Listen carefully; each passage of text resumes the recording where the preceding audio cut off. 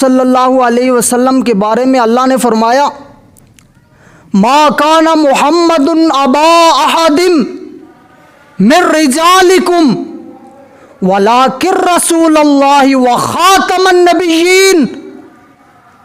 فرمایا محمد تمہارے مردوں میں سے کسی کے باپ نہیں، ولکن رسول اللہ، وہ اللہ کے رسول ہے، وخاتم النبیین، نبوت آپ پر ختم کر دی گئی۔ ختم نبوت سے مراد یہ ہے کہ اب نبوت کا ملنا ختم ہو گیا۔ اب مرزا قادیانی لعین نے ختم نبوت کا معنی یہ کیا کہ ختم نبوت کا معنی ہے کہ نبوت کی مہر، یعنی آپ صلی اللہ علیہ وسلم جس پر مہر لگائیں گے وہ نبی بن جائے گا، اور بدبخت کہتا ہے کہ وہ مہر آپ صلی اللہ علیہ وسلم نے مجھ پر لگائی۔ وہ عقل کے اندھے، وہ پاگل انسان، یہ مہر ابو بکر صدیق پر کیوں نہیں لگی؟ اگر اس کا معنی ختم نبوت کا معنی مہر لیا جائے تو یہ مہر ابو بکر صدیق پر کیوں نہیں لگی، جو بچپن میں ساتھ ہے، جوانی میں ساتھ ہے، بڑھاپے میں ساتھ ہے، جو غار میں ساتھ ہے؟ یہ مہر ابو بکر صدیق پر کیوں نہیں لگی؟ یہ مہر فاروق اعظم پر کیوں نہیں لگی جسے ہاتھ اٹھا کر مانگا تھا؟ یہ مہر عثمان پر کیوں نہیں لگی جو 2 بار دولہا بن کر آپ کے گھر میں آئے؟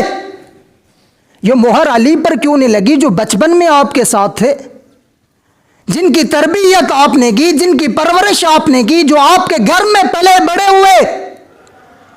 ان پر یہ مہر کیوں نہیں لگی؟ یہ مہر صحابہ پر کیوں نہیں لگی؟ یہ مہر تابعین پر کیوں نہیں لگی؟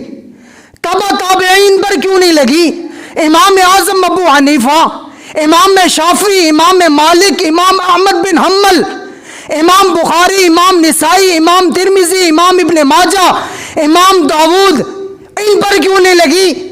امام محمد، امام یوسف، اولیاء، اتقیاء، اصفیاء، امام، ان پر یہ مہر کیوں نہیں لگی؟ لگی بھی تو 1300 سال کے بعد کائنات کے دجال مرزا غلام احمد پر۔ یہ مہر تو ان پہ لگنی چاہیے تھی، اگر نبوت کا سلسلہ جاری ہوتا تو لگتی تو ان پر جو آپ کے ساتھ تھے۔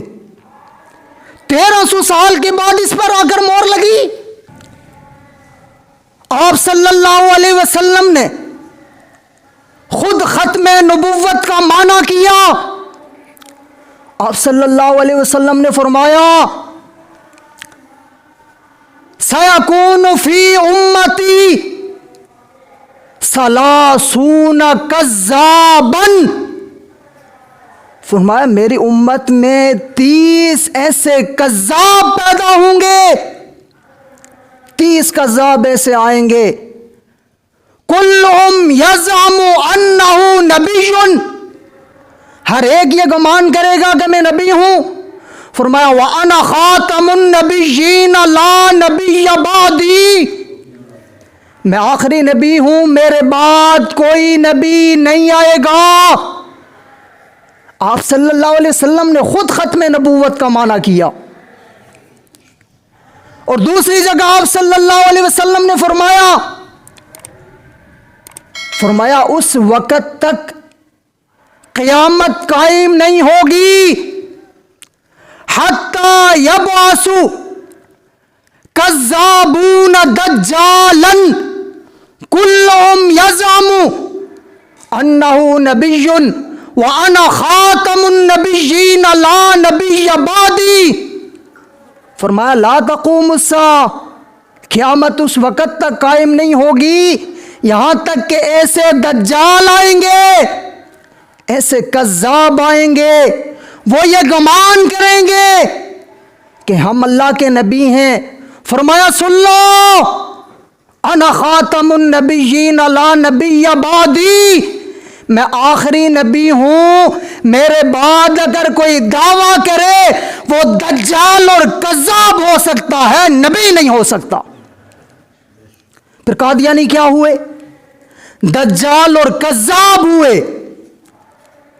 ختم نبوت قرآن کی 100 آیات سے یہ عقیدہ ثابت ہے۔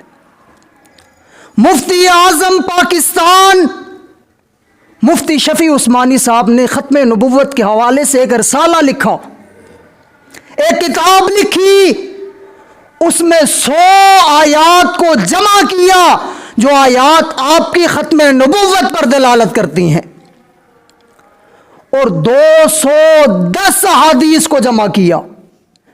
210 احادیث آپ کی ختم نبوت پر واضح دلیل ہیں، آپ کی ختم نبوت پر وہ دلائل ہیں۔